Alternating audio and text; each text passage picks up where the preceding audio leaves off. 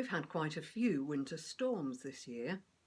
Pieces of broken tree dangle from the house's gutters. Drifts of leaves migrate from one corner of the garden to another. Even the wheelie bins are just tossed aside. The disorder is irksome, reparation demanding, and the unpredictability unwelcome. On the whole, we just wish they were avoidable. So, when Jesus likens the Holy Spirit to the wind, a major component of such weather events, we secretly sympathise with the person he's talking to. No wonder people find him so very unnerving. Whatever else he's about, change is a big part of it. When Jesus began his public ministry, his radical activities had certain people rattled. Those in positions of authority, religious authority especially, were deeply suspicious. They usually opted to tackle him head on, trying to discredit the alternative, unofficial rabbi, running him out of town, eventually even manipulating the occupying government to get rid of a troublemaker. All for God and the Jewish people's sake, you understand. They attempted to eradicate the threats he posed to their kingdoms. It is easy to see these opponents as pantomime villains, but doubtless some were sincere and godly. They tried to evaluate him fairly, but not necessarily in public. One of those interested enough to engage with him was Nicodemus, a member of one of the strictest Jewish religious groups, the Pharisees. He also sat on the temple's tribunal, the Sanhedrin. This was a learned man, but also an important one. He recognised there was much to lose through errors of judgment.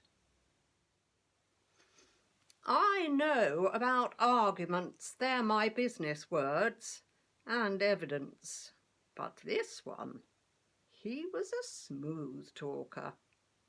I'm not sure how.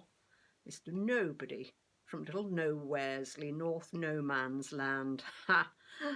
Yet he seemed to have an answer for everything, especially after that rumpus in the temple. Who on earth does he think he is? Obviously, I have a degree of sympathy privately. It's more like a farmyard than a house of prayer most days. Things perhaps should be more decorous, as our Roman friends might say. But our traditions are simply ages old. They are what we do. How else are the people to make their sacrifices to God? It's supply and demand, a system like any other. Not perfect. Well, naturally, there are one or two out to make a quick shekel. But you cannot behave as he did and expect to go unchallenged. It was an outrage to public Jewish decency. After him trying to drive traders from the outer courtyard, tipping over the money changers' tables and yelling at the top of his lungs like he owned the place, I thought I'd better talk to him face to face. He'd apparently claimed if the whole temple were flattened, he'd rebuild it in 3 days. Pardon? That temple, the very heart of our faith, has been decades in the making. Was he just a madman? Or he'd be up before the tribunal proper eventually, best get the inside track. He might not get fair treatment otherwise. Oh yes, that mattered to me. Believe me, Our God is a God of justice. Low key, that would be best, not to inflame the situation. He was in the courtyard. I introduced myself, but he seemed to be expecting me, or someone. The conversation was interesting.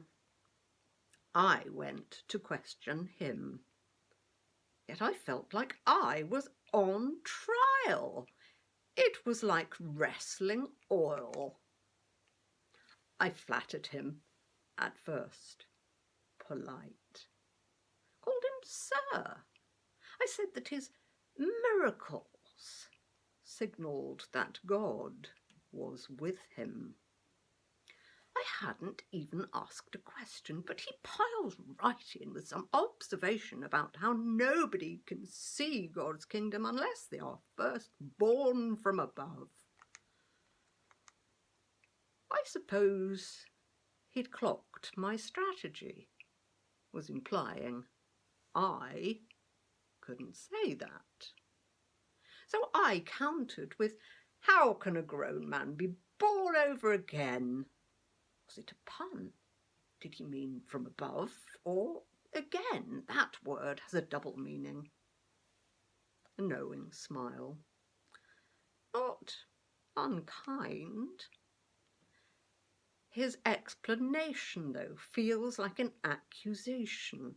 Don't be surprised, he says. Seeing God's kingdom, understanding what is or isn't God's doing, means being born from God's spirit as well as human flesh.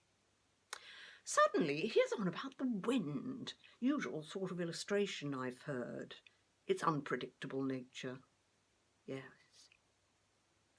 It's unseen, beyond control or understanding.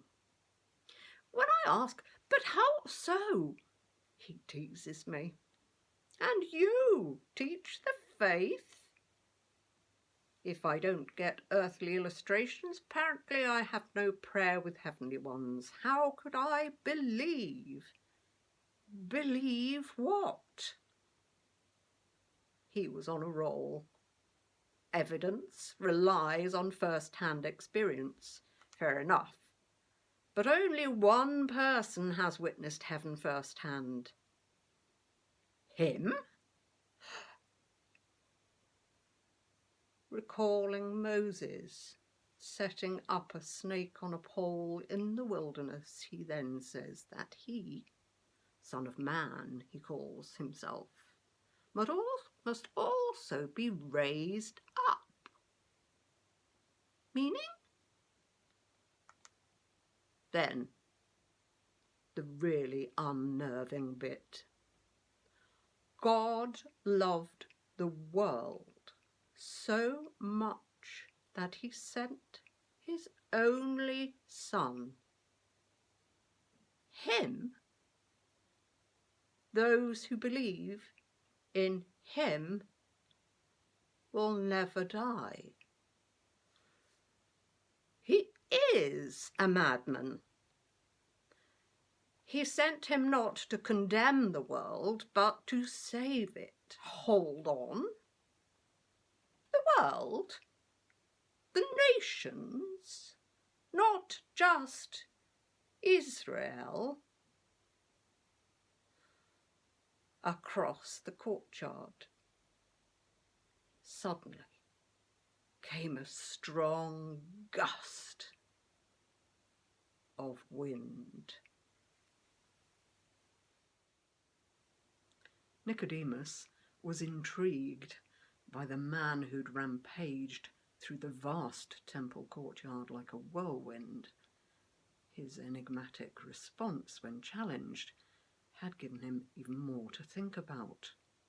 His mastery of the scriptures was in his favour. But as a high court judge, Nicodemus wouldn't want the hierarchy getting the wrong idea. Talking to Jesus off the record was the only way to make up his mind. Yet what happened in camera was not what he'd expected. The tribunal member, whose job was to pass legal judgment, certainly not to receive it, never imagined he'd find himself open to inner testing, that he might feel the massive stones of his mental temple beginning to shift, as if through some hideous miscalculation it had been built on sand, vulnerable to the slightest breeze in the wrong direction. In that dark yard, Nicodemus feared that the man whose face he could barely see promised major, unpredictable change. That God's Spirit was indeed moving beyond anyone's control. If God really so loved the world, not just the children of Israel, that he would send his only Son, not to judge, but to save it, if this were he or not, then more than Nicodemus's personal empire might soon be gone with the wind.